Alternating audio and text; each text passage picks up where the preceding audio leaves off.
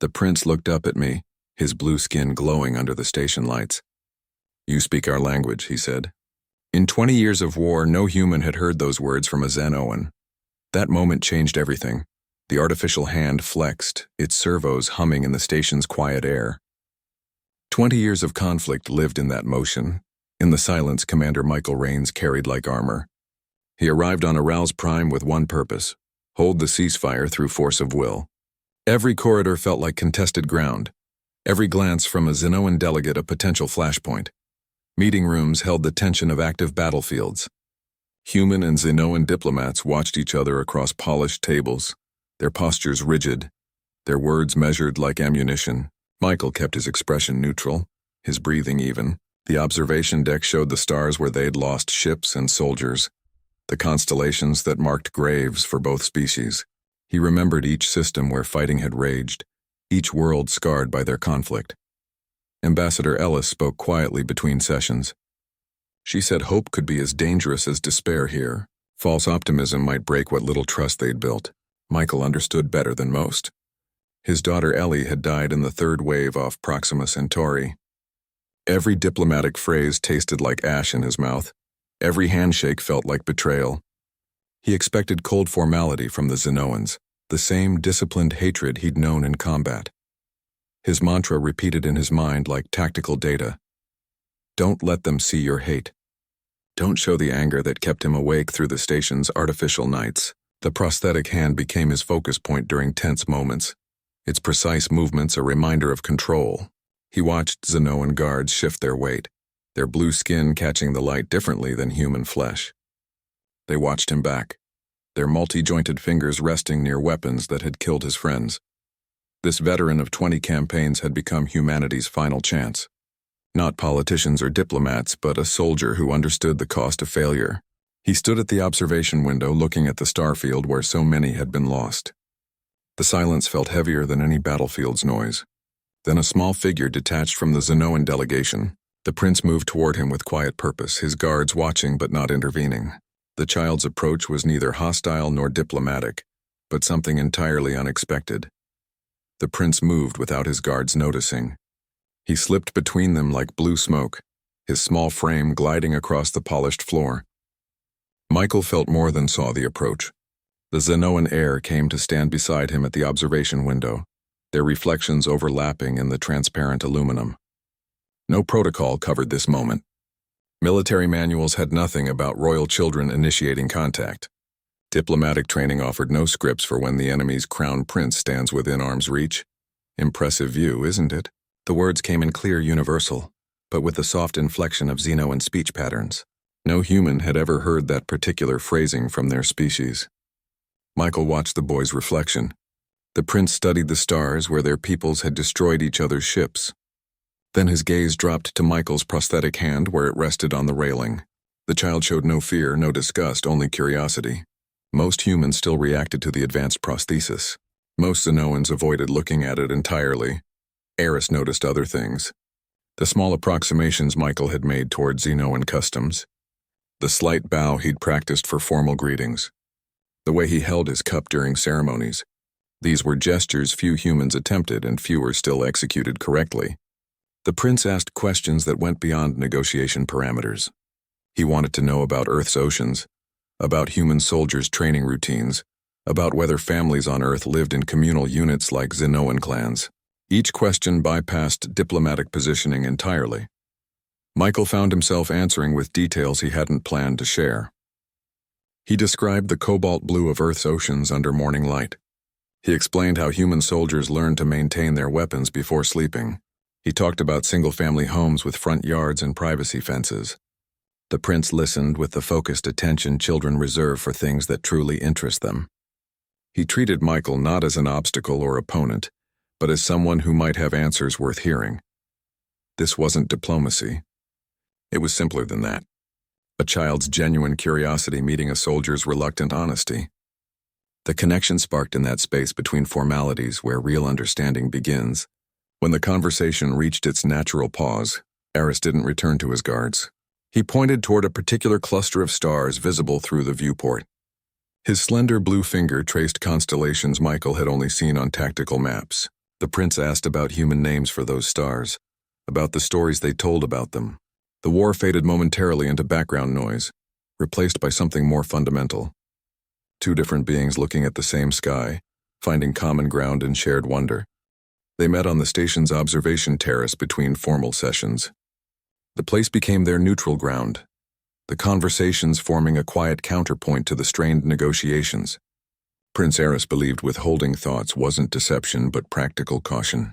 His culture valued strategic silence as much as strategic speech. Michael's training demanded complete concealment. Never show your hand, never reveal vulnerability, never admit personal investment. The prince asked for truth instead. Diplomacy should begin with honesty, Eris said one evening. His four-fingered hands rested on the railing, the blue skin almost glowing in the starlight. Performance comes later, after trust. The statement contradicted everything Michael had been taught about interspecies negotiation. Humans approached these talks like military operations, controlled disclosures, tactical concessions, strategic misinformation. The Xenoan child proposed a different approach entirely. Michael found himself speaking of things he'd buried. The memory of his daughter Ellie surfaced during one such conversation. He described her laughter, the way she'd chased fireflies in their backyard on Earth, how she'd wanted to be a pilot. The words felt rough in his throat, unfamiliar from disuse. He hadn't spoken of her since the notification of her death arrived. The prince listened without interruption, his large dark eyes fixed on Michael's face. Then Eris offered his own truth. "My father died at Proxima Centauri," he said. The words hung between them, bridging the space between species. That battle had been particularly brutal. Human and Xenoan ships had torn each other apart in the system's asteroid belt. Michael had lost friends there. The prince had lost a parent. They stood together watching the stars where it happened. The silence between them changed. The child's next words altered everything. "If you were my father," Eris said, his voice clear and certain, "I would be happy." The statement carried no diplomatic weight, no strategic calculation. It was simply truth, offered without reservation. Michael felt something shift inside him, some defensive structure that had stood for 20 years.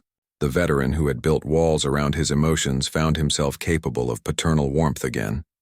He began watching the prince differently, not as a political entity or royal heir, but as a child who had lost his father. The formal protector role expanded to include something more personal. Michael noticed when Eris tired during long sessions. He watched for signs of hunger or discomfort. The change happened gradually, almost without his awareness. The negotiations continued their tense progression, but underneath, something fundamental had altered. Then the official talks reached their crisis point. Human delegates demanded territory concessions the Xenoans would never grant. Xenoan representatives insisted on military restrictions humans found unacceptable. The carefully constructed dialogue began fracturing at its seams. Voices raised in the conference chamber. Translators struggled with the sudden intensity of language. The peaceful outcome they'd been working toward seemed to be unraveling before them. The prince stood from his chair during a moment of tense silence between delegations. He moved without consulting his guards or looking to his mother. The child walked directly toward Michael while both human and Xenoan representatives watched. The chamber fell completely quiet, the only sound the soft hum of life support systems. No diplomatic protocol covered what happened next. Eris stopped before Michael and performed the full Xenoan embrace. His slender blue arms wrapped around the human's waist, his head resting against the formal uniform. The gesture had never been recorded between their species. Human observers froze. Xenoan delegates showed visible shock through their subtle skin patterning changes. The embrace held for 3 full seconds before the prince spoke. "Father." The single word echoed in the silent chamber. It landed with the weight of a declaration. Every person in the room understood the universal translation. The Xenoan empress rose from her seat, her movements controlled but urgent. She approached the pair standing at the room's center. Her explanation came in calm, measured tones that carried through the stillness. "A child's chosen word carries sacred weight in our culture," she said, looking at Michael. "When a Xenoan child names someone parent, it becomes binding law. This designation cannot be withdrawn or questioned." She asked if he understood the significance. Her dark eyes held his without blinking. The question wasn't rhetorical. Michael recognized the shift instantly. This wasn't about affection or political maneuvering. The prince's declaration created a cultural pact that superseded diplomacy. It carried obligations and rights under Zenoan law. Protection, guidance, kinship, all the things he'd lost when Ellie died. The risk of cross-species conflict transformed into something else entirely. Unity built on personal commitment rather than political calculation. He gave his answer without hesitation. I understand. The words carried the weight of an oath. He would protect Eris as his own child.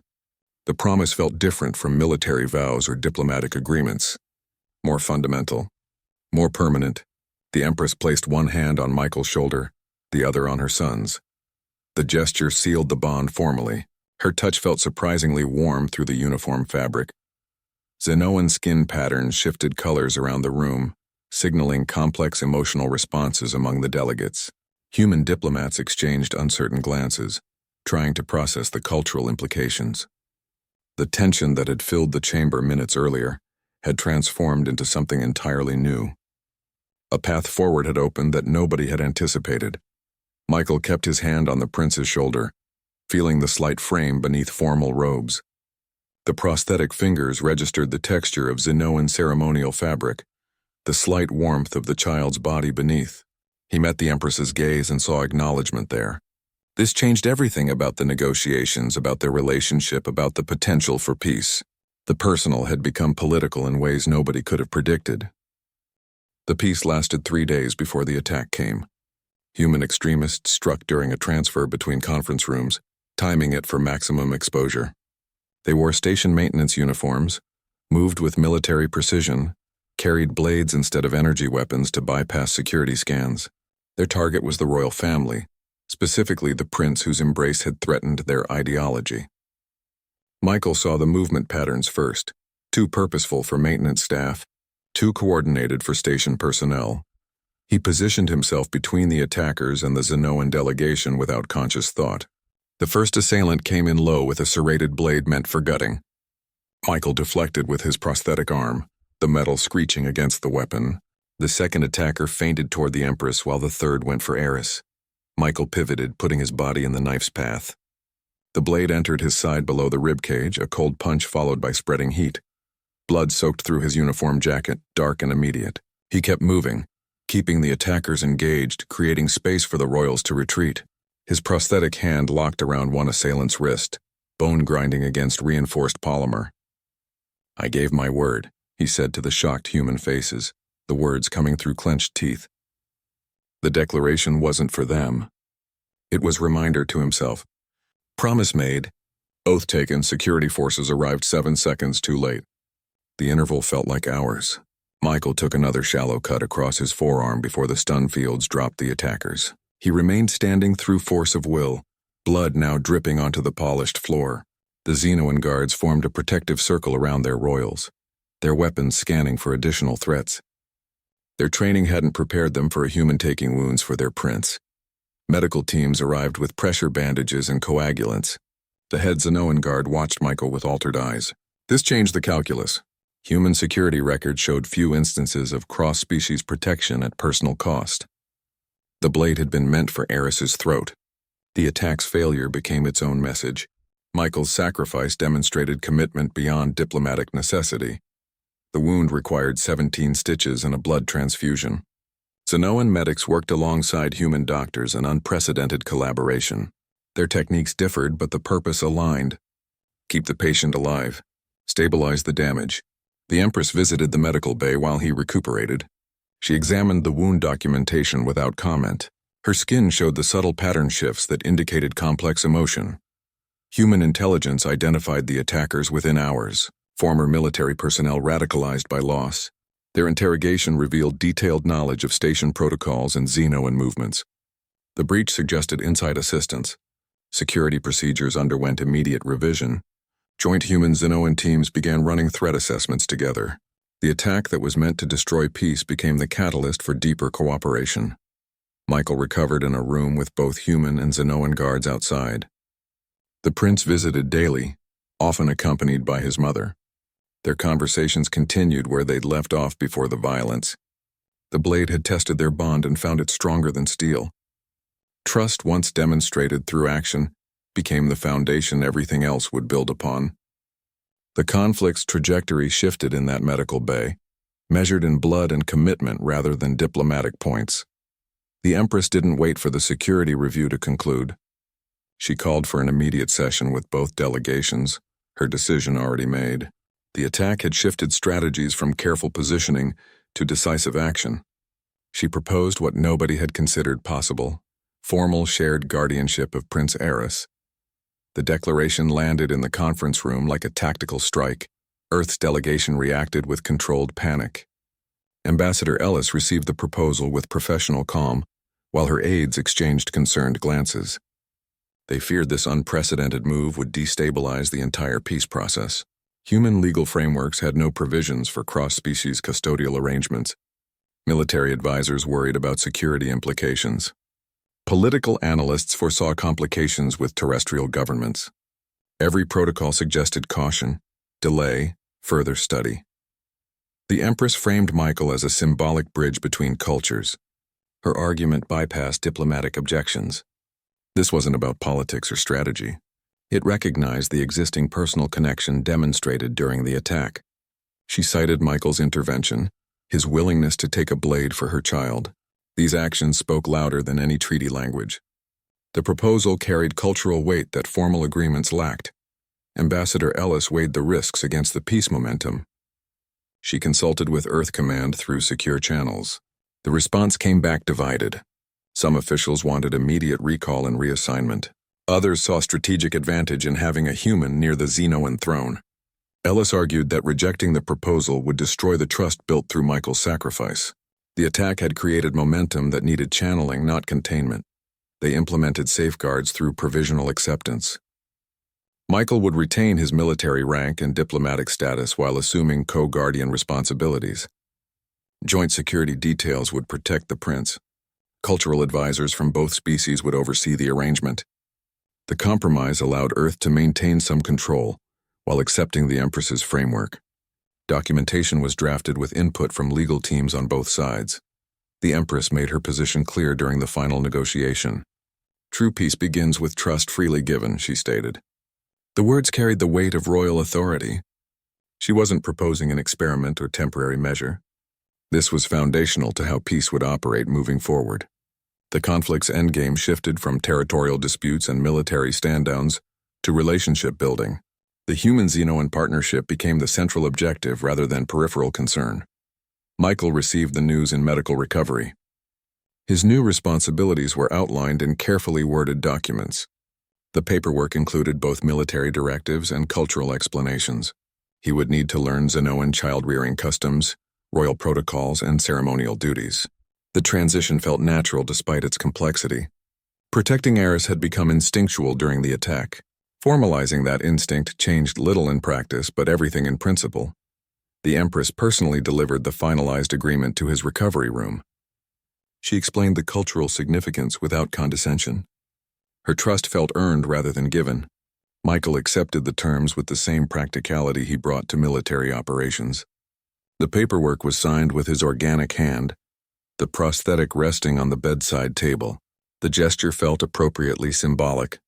Then preparations began for the ceremony that would change interstellar governance. Protocol teams from both species worked together for the first time. They blended human and Xenoan traditions into something new. The event would be witnessed by both delegations and recorded for their respective governments. Every detail carried significance, from the placement of flags to the wording of oaths. What began with a child's embrace would now formalize through ceremony. The Great Chamber held representatives from both species and neutral observers. Michael sat at the center point between human and Xenoan delegations. His chair occupied the exact midpoint of the curved table. Flanking him sat Eris on one side, the Empress on the other. This positioning created a living tableau of their new balance. The arrangement spoke louder than any treaty language. The Astralis Accord documents lay open on the table. They contained more than ceasefire terms and territorial agreements. The treaty established frameworks for cultural exchange programs. It mandated scientific cooperation between research institutions. It created protocols for ongoing diplomatic engagement. These provisions looked beyond immediate peace toward long-term coexistence. The documents represented years of negotiation compressed into actionable terms. Earth Command officially endorsed Michael's role as cultural liaison. This joint appointment let him retain his diplomatic position while serving the Xenoans. His unique connection to Eris provided constant reminder of the personal dimension. The bridge between worlds would extend beyond negotiation rooms into daily life. Scientific teams would share discoveries rather than weaponize them. Cultural exchanges would reveal common ground beneath surface differences. The ceremonial setting reflected blended traditions. Michael wore a specially designed uniform incorporating human and Xenoan elements. The fabric combined earth wool with Xenoan silicate threads. The cut followed military lines while accommodating Xenoan ceremonial draping. His prosthetic hand rested visibly on the table. The once hidden augmentation now served as symbol of adaptation and resilience. Neutral species representatives filled the observation galleries. They witnessed this unprecedented moment in interstellar relations. The signing ceremony proceeded with careful attention to both cultures' protocols. Human delegates used traditional ink pens. Xenoan representatives employed voice-activated seals. The methods differed, but the purpose aligned. Formalize peace through mutual recognition. The Empress made her declaration during the ceremony. She emphasized understanding across differences. She spoke of bonds transcending biological origins. Her words highlighted the courage required to forge new paths. This rhetoric marked a shift from viewing humanity as adversaries. They became potential partners in a shared future among the stars. Michael's role became officially recognized in the treaty documents. His position as cultural liaison carried specific responsibilities and authorities. He would facilitate the exchange programs. He would mediate cultural misunderstandings. He would report directly to both governments. This unprecedented arrangement required rewriting multiple interstellar agreements. The compromise became a model for blended governance structures. The three-way bond between Michael, Eris, and the Empress received formal recognition. It was declared a symbol of coexistence for both species. This personal connection would guide the peace implementation. Their relationship demonstrated that true significance lay in people, not paperwork. The treaty provided structure, but individuals would bring it to life. Together, they vowed to share what had been divided for decades. Knowledge, resources, territory, all would become common ground rather than contested space. The agreement established joint committees for resource management. It created shared zones for scientific research. It opened previously restricted systems to both species. The divisions of war began dissolving through structured cooperation. The signing concluded with a moment of silence for lives lost on both sides. Representatives stood together remembering the cost of their conflict. This acknowledgement grounded the ceremony in painful history, while looking toward different future. The Astralis Accord became active upon final signature. Implementation teams began work immediately, translating agreement into action. Prince Eris studied the signed treaty displayed on the view screen. His large dark eyes held triumph and something like relief. The blue patterns on his skin shifted subtly, indicating complex emotion. "We did it. We made peace," the child declared. The words landed in the quiet room where they stood reviewing the final documents. Michael knew better than most. Peace wasn't something you made like constructing a building. It was something you tended like a garden. Something that required constant attention across seasons. He placed his organic hand on the prince's shoulder, feeling the slight frame beneath ceremonial robes. "We began it," he corrected gently. The distinction mattered more than diplomatic language. This wasn't completion but commencement. The real work started now, extending beyond their lifetimes. Peace required cultivation across generations, not just declaration between governments. Children not yet born would inherit this fragile beginning. They would need to nurture it through challenges nobody could yet foresee. The treaty provided framework, not fulfillment. Michael explained this to the prince while they watched the stars through the observation port. He spoke of ongoing effort, of daily choices that either strengthened or weakened what they'd started. This was a generational project requiring sustained commitment. The document signing represented just the first step on a much longer path. Their responsibility extended to those who would follow. Their guiding principle became turning crisis into opportunity. Every disagreement, every misunderstanding would test the peace they'd established. These moments could either fracture the accord or deepen it through resolution. The approach required flexibility rather than rigidity. Solutions would emerge through collaboration rather than imposition. Preparations began for their journey to Xeno Prime. The trip would serve multiple purposes beyond ceremony. They would assess recovery efforts in formerly contested systems. They would visit cultural sites important to both species. The Empress had arranged meetings with provincial leaders who remained skeptical of the peace. Every interaction would either build trust or erode it.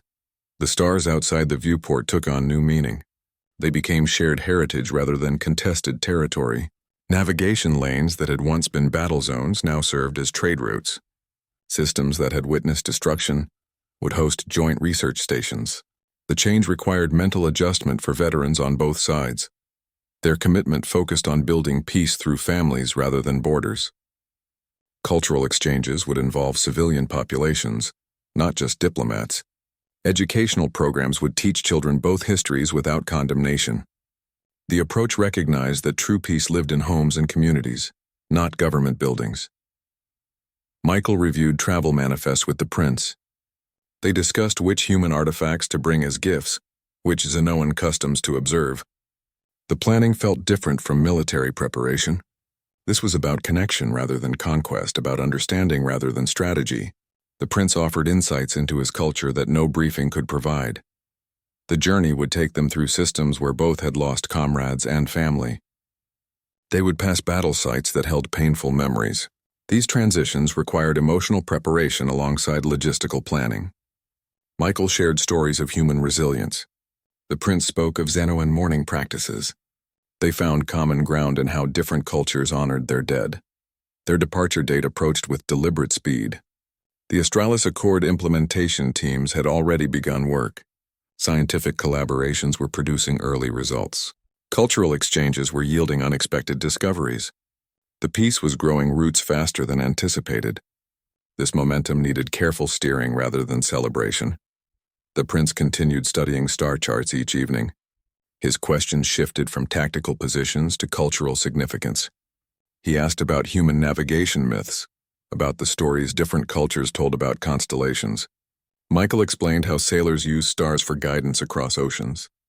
The prince described how Xenoan farmers used stellar cycles for planting. The exchange revealed deeper connections than expected. Michael positioned himself as guardian, teacher, and living symbol. The Astralis Accord required more than signed documents. It needed implementation across countless small interactions. Daily conflicts tested their commitment. Human children stared at Xenoan visitors. Xenoan adults hesitated before human handshakes. These moments required navigation rather than negotiation. He taught mixed classes on the observation deck where he'd first met Aris. Human and Xenoan children sat together studying star charts. Michael showed them constellations both species recognized. He explained how different cultures named the same patterns. The children began sharing their own stories about the night sky. Their questions revealed curiosity without prejudice. Scientific collaborations produced unexpected results. Human and Xenoan researchers working together achieved breakthroughs neither could manage alone. Their different approaches complemented each other. Human pragmatism combined with Xenoan theoretical precision. Joint teams developed new energy sources and medical technologies. These successes built trust faster than diplomatic efforts. Cultural exchanges uncovered surprising common ground. Xenoan music used scales that resonated with human auditory preferences. Human storytelling followed patterns that appealed to Xenoan narrative traditions. Food exchanges revealed shared preferences for certain flavor combinations. These discoveries challenged assumptions about their differences.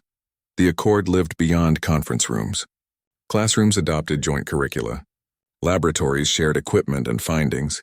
Homes displayed artifacts from both cultures. Families began incorporating elements from each other's traditions. This gradual integration felt more natural than forced coexistence. Michael's prosthetic hand became a powerful symbol. Children asked about it without fear or discomfort. He explained how technology could rebuild what war had damaged. The mechanical fingers demonstrated precision and strength. They represented adaptation rather than limitation. Visitors from both species began viewing augments differently. Empathy developed through daily practice. Humans learned to read Xenoan skin patterns. Xenoans understood human facial expressions better. Small gestures replaced formal protocols. a shared nod between scientists, a smile exchanged between children. These moments accumulated into genuine understanding.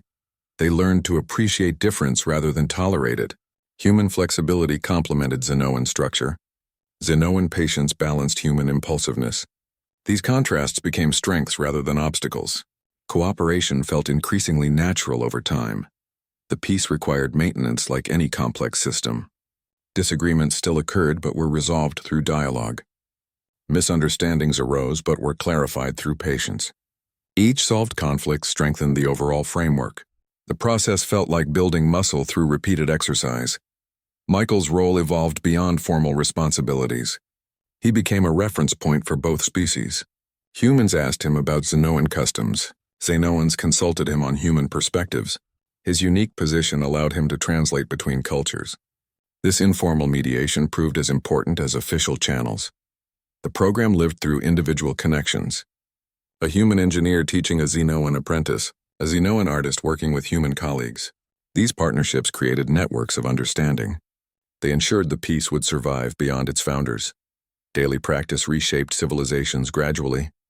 People began seeing each other as individuals rather than representatives. Preferences mattered more than origins. Shared interests overcame historical divisions. The change happened slowly but consistently across both societies. They discovered love could cross species boundaries. Friendship formed between unlikely pairs. Respect grew from shared struggles. These personal bonds became the Accord's true foundation.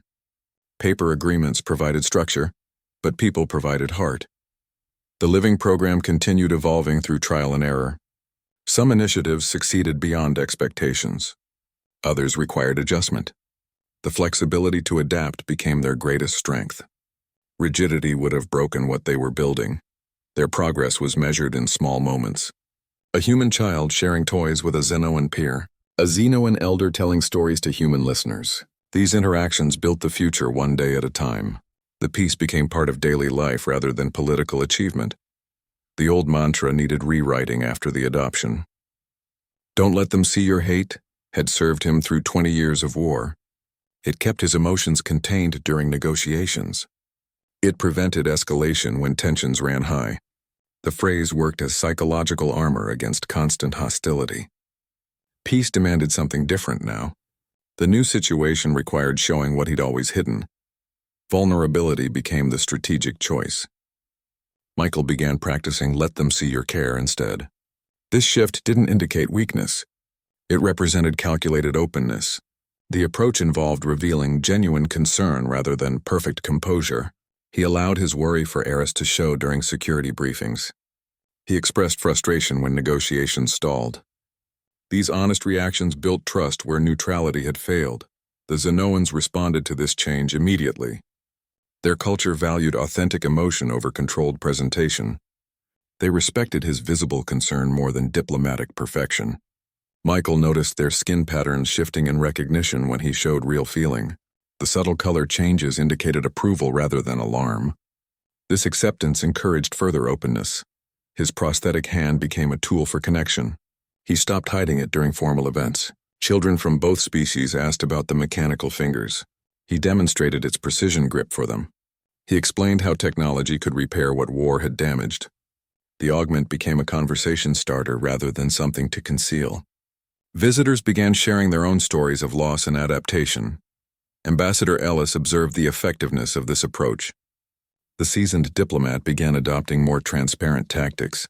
She expressed concerns directly rather than through formal channels. She admitted uncertainties during planning sessions.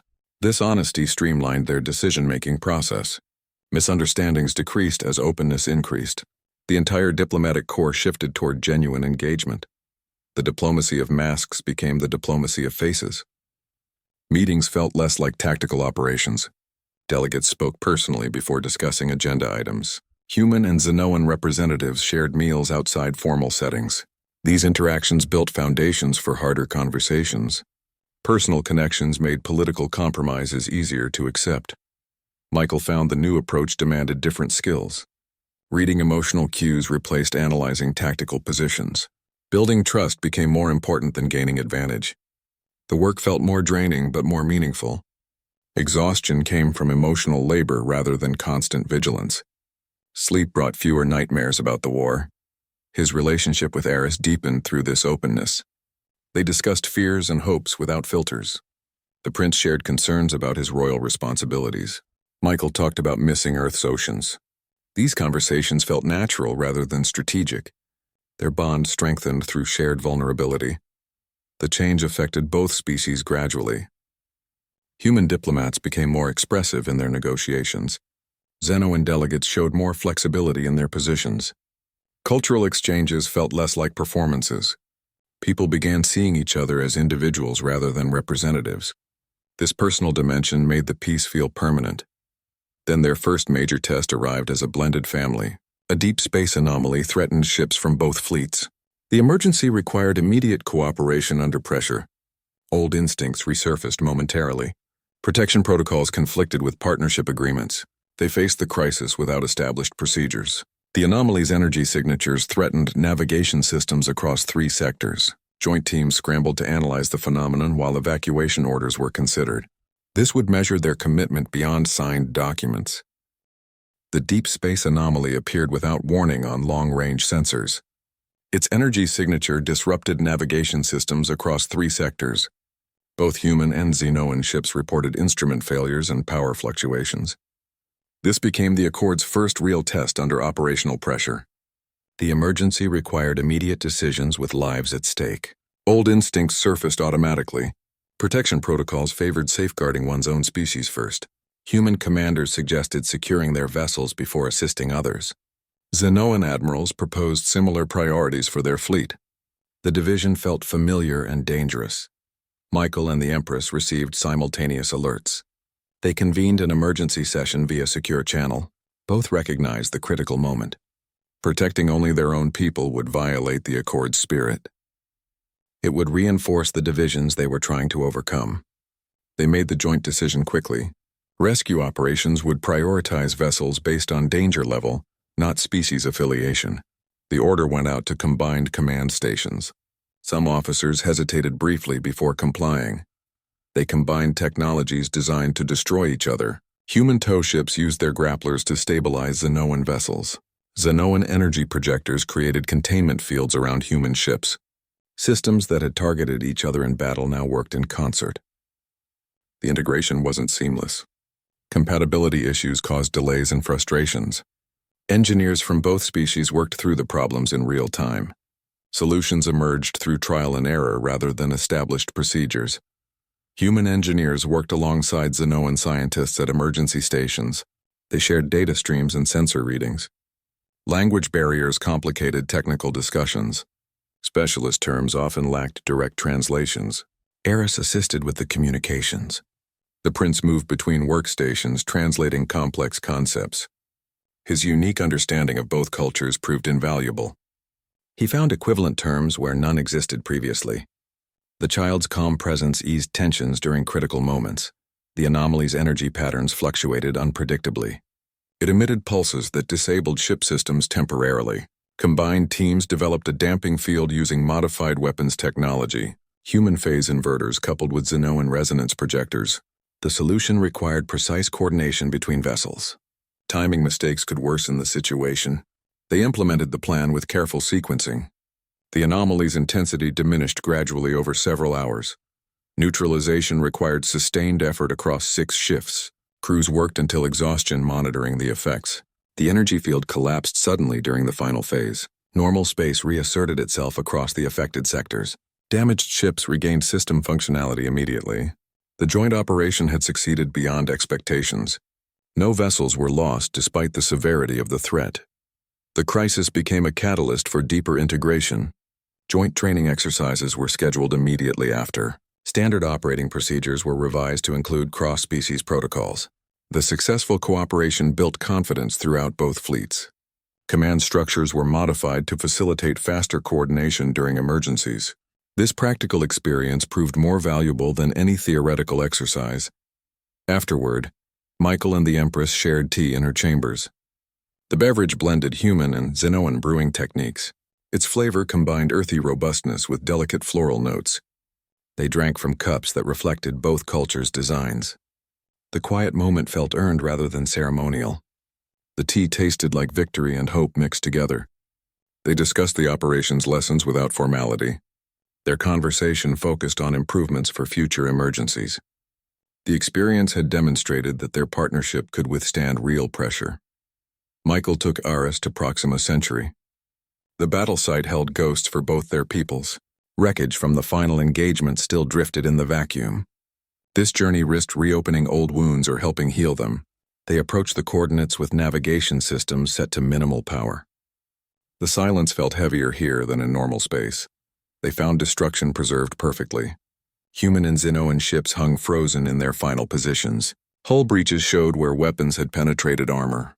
Escape pods drifted with doors still sealed. The scene represented mutual annihilation rather than victory. Both fleets had suffered catastrophic losses here. The battle had achieved nothing but graves. Aris placed a Xenoan memorial crystal beside a cluster of human dog tags. The crystal glowed with soft blue light in the vacuum. The tags bore names Michael recognized from his old unit. The gesture honored both sides equally. It acknowledged shared sacrifice rather than singular triumph. The prince's hands moved with ceremonial precision. Michael shared stories about Ellie that he'd never spoken aloud. He described her first steps on Earth soil. He recalled her fascination with star charts. He explained how she'd wanted to explore beyond their solar system. The words felt strange outside his memory. Speaking them here made them more real somehow. The prince listened without interruption. They agreed the site should become a memorial rather than a grave. It would honor the dead while educating the living. Scientific teams would study the wreckage to understand what went wrong. Their analysis might prevent future conflicts. The approach focused on learning rather than blaming. It sought solutions in understanding. The resolution transformed loss into legacy through shared remembrance. Both species would contribute to the memorial's design. It would include elements from human and Xenoan traditions. The site would serve as permanent reminder of war's cost. Visitors would learn about the battle's causes and consequences. The goal was prevention through education. Scientific teams began preliminary surveys immediately. They cataloged wreckage with careful attention to detail. Their findings would inform new safety protocols. Engineering analysis might improve future ship designs. The work combined forensic investigation with historical preservation. Every fragment told part of the story. The journey back felt different from the approach. The silence now contained reflection rather than tension. Both considered what they'd seen and shared. The experience had deepened their understanding of each other's loss. It had also demonstrated their commitment to different future. The ghosts of Proxima Centauri felt less haunting somehow. Then the summons arrived during debriefing. The Empress requested Michael's immediate presence in her private chambers. The message carried unusual urgency. It bypassed normal diplomatic channels entirely. The communication included security protocols normally reserved for emergencies. Something had changed beyond their recent journey. They returned to the station with questions neither could answer. The summons arrived without explanation. Michael found the Empress alone in her chambers, the lighting set low for Xenoan comfort. Her skin patterns shifted in complex rhythms he couldn't interpret. "There is something you must understand about our culture," she began. The words carried formal weight. She wasn't speaking as a mother or ally now. This was the ruler explaining fundamental law. The adoption carried responsibilities beyond his sworn oath. Aris's declaration had legal implications under Xenoan succession protocols. The child naming him father placed Michael in the royal line. This wasn't symbolic gesture or diplomatic fiction. It was binding constitutional reality. Earth's government hadn't grasped this dimension during negotiations. Their focus remained on military and territorial terms. The Empress explained the implications without dramatics. Michael would need training as both guardian and potential regent. He would study Xenoan governance structures and royal protocols. His position now intersected with their political stability. The role required understanding their legal systems and traditions. Failure to comply could create constitutional crises. She trusted him with this responsibility because he'd taken the knife. His action during the attack demonstrated commitment beyond duty. The sacrifice proved his priorities aligned with her son's welfare. This trust wasn't given lightly or temporarily. It would require permanent adjustment to his role and responsibilities. Earth would need to accept this expanded position. The revelation changed everything about his position. He was no longer just human diplomat or cultural liaison. He had become part of Xenoan governance structures. This required renegotiating his status with Earth authorities. They would need to accept his dual roles and responsibilities. The compromise would test their commitment to the accord. Michael accepted the new reality with practical calm. He asked specific questions about training requirements and time commitments. He sought clarification on conflicts between his duties. His military background helped frame the challenges systematically. He approached this like any complex operational problem. The emotional weight would come later. Their personal bond now carried constitutional significance. His relationship with Eris affected political stability. His decisions could influence succession planning. This required careful consideration of every action and statement. The informal warmth they'd developed needed formal boundaries. Their interactions would be watched and analyzed. The Empress provided documentation on Xenoan succession laws. The materials explained the Guardian's role in detail. They outlined protocols for various scenarios and contingencies. The information felt overwhelming in its complexity. Michael recognized the need for systematic study and consultation. This would become his primary focus moving forward. He began immediate preparations for the training regimen. Language studies needed advancement beyond conversational fluency. Cultural understanding required deeper immersion. Historical knowledge demanded comprehensive review. The workload would be substantial but manageable. His military discipline served him well in planning. The resolution transformed his understanding of peacekeeping. It wasn't just about preventing conflict between species. It involved building structures that could withstand internal pressures. His role had expanded from bridge to foundation stone. The responsibility felt heavy but appropriate. He had chosen this path through his actions and commitments. Their conversation lasted through 2 station cycles. They covered essential topics without rushing. The Empress answered every question with precision. She provided resources and contacts for further study. The meeting ended with mutual understanding of the challenges ahead. Michael left with data pads full of information and new considerations.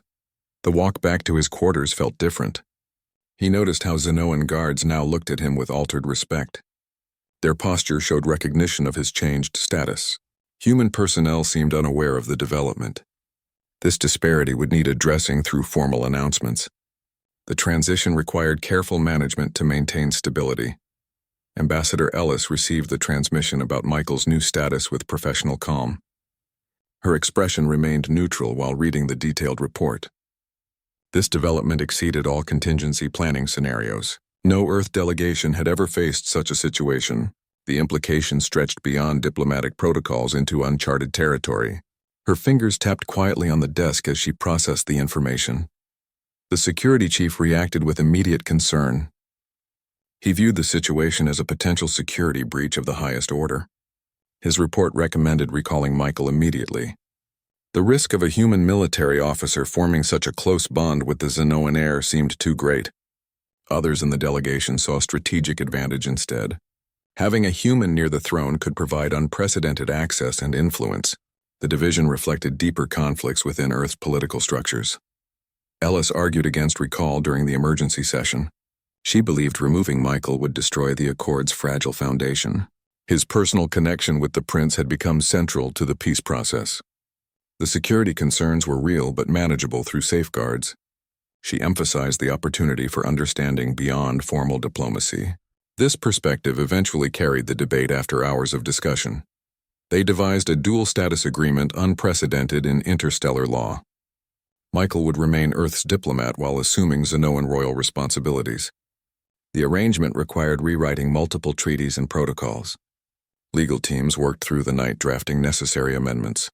The compromise addressed security concerns while preserving the relationship's benefits. It became a model for blended governance structures between species. The agreement included specific conditions and safeguards. Michael would maintain regular reporting to Earth Command.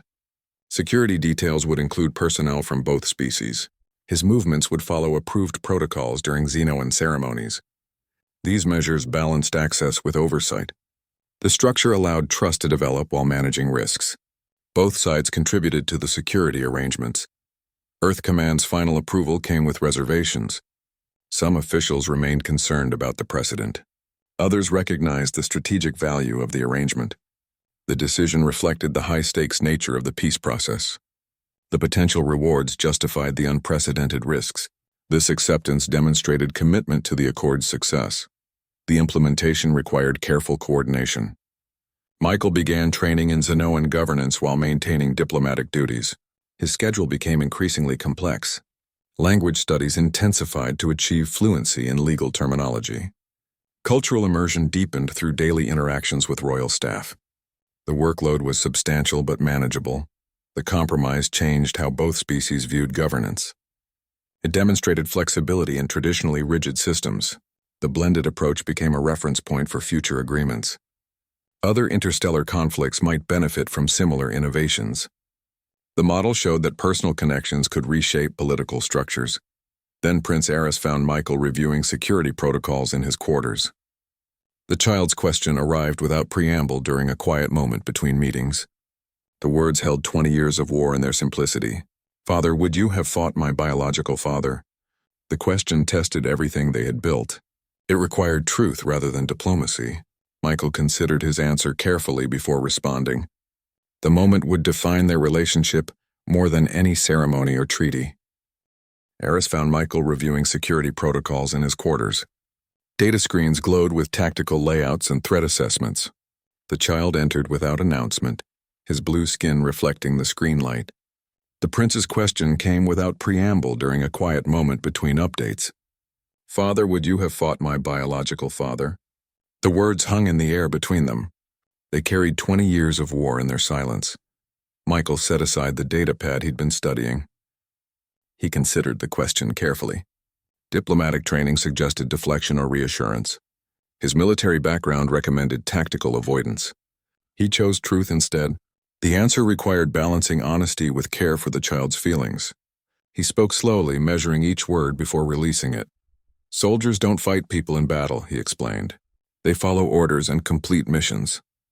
He described how combat worked at the tactical level, how engagements were about positions and objectives rather than personal conflicts, how professional soldiers respected each other across battle lines.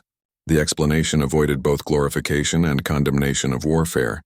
He acknowledged the possibility directly. "I might have faced your father across a battlefield." The admission felt heavy but necessary.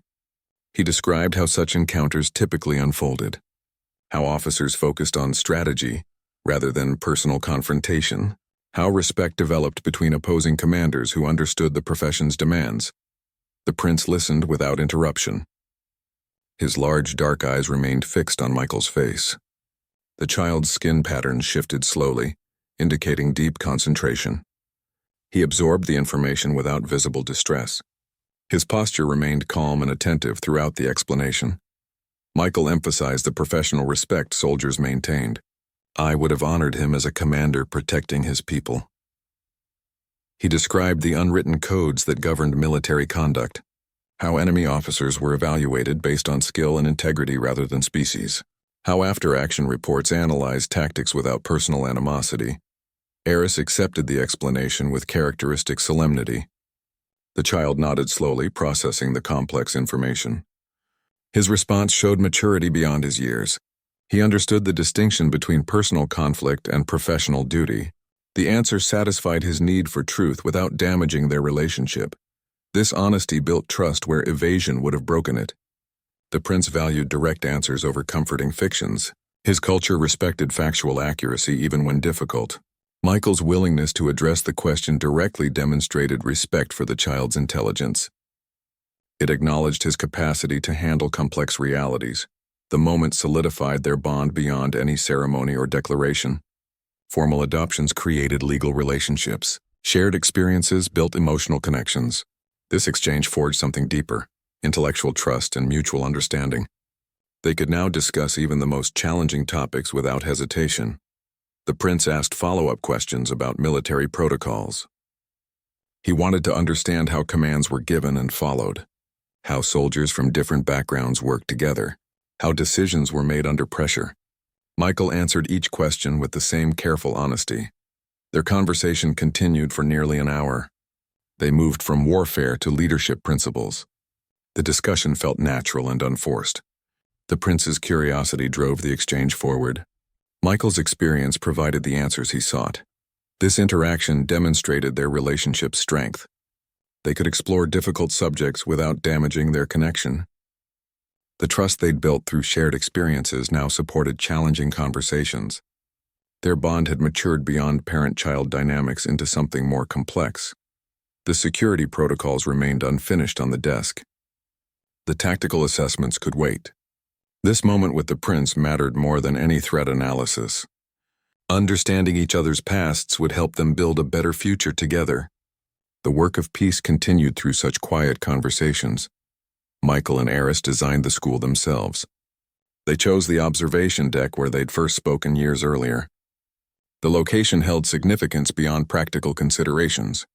Stars still filled the viewports where they'd found common ground. The space felt appropriate for what they were building together. Parents from both species expressed concerns about cultural contamination. Human families worried about Xenoan influence on their children. Xenoan clans feared human ideas might dilute their traditions. These anxieties reflected deeper divisions that peace hadn't healed. The curriculum taught both histories without condemnation. Human expansion into space was presented alongside Xenoan territorial claims.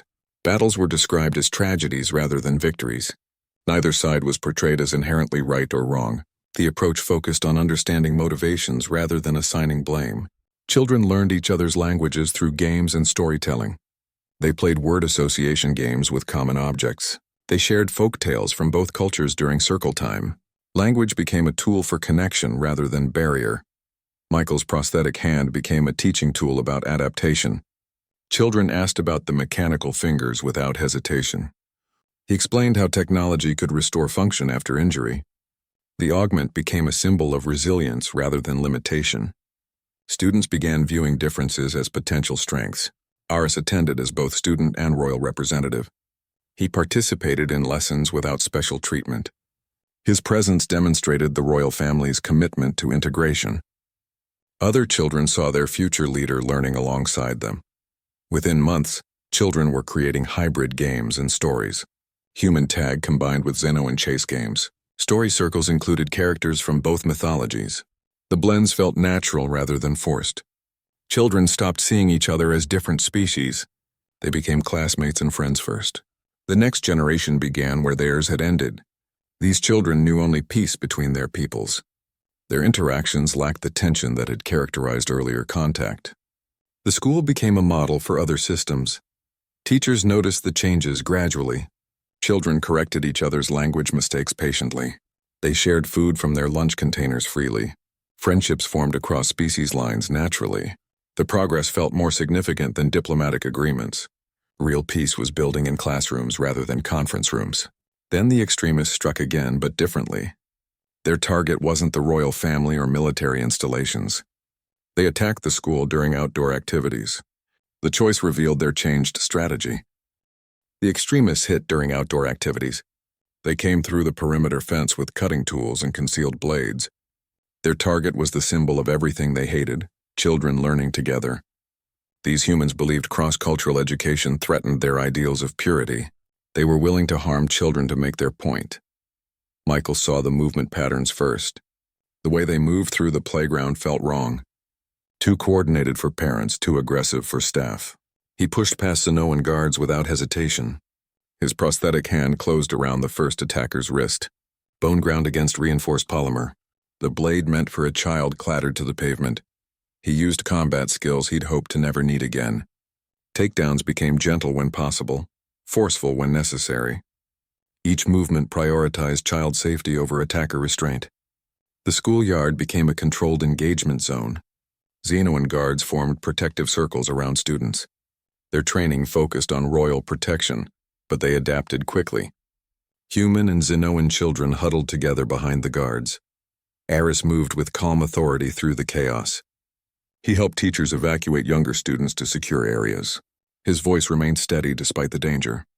The child directed movement with natural leadership. He ensured no student was left behind regardless of species. His composure helped maintain order during the evacuation. The attackers were captured without lethal force. Stun fields dropped them one by one. Security teams arrived to secure the perimeter. The choice to avoid deadly measures reflected their new values. It demonstrated commitment to justice over vengeance. The approach felt different from wartime engagements. They would face joint human-Xenoan justice for the first time. Legal teams from both species began immediate coordination. The trial would establish precedents for future cases.